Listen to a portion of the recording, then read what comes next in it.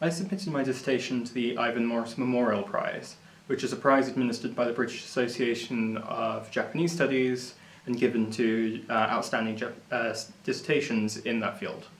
I was recommended actually by one of the markers for my dissertation who was quite impressed by my work and encouraged me to submit it. And I'm glad he did actually, because I ended up winning first place, which I was pretty happy about, to say the least. In terms of the value of doing a degree in Japanese studies at Durham, and more generally in doing a degree in MLAC, is the very interdisciplinary nature of the course of study and the ability to learn and be trained in various different traditions. So for example, with how it relates to my dissertation was on the history of, the post-war history of Japanese student leftist protesters.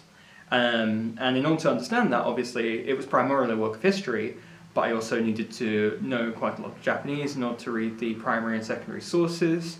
I needed some knowledge of politics and philosophy in order to understand the ideological underpinnings of the students and the groups that they formed, and understanding the organisation of those groups also required a bit of sociology. So ultimately, the ability to learn in a variety of different disciplines and be trained by academics who themselves have experience with all these different fields is, I think, something that's only possible somewhere like MLAC. In terms of what I'm doing at the moment, I am currently in the first year of a 2-year master's program at the University of Oxford. I'm still studying Japanese studies, and the focus is on Japanese politics.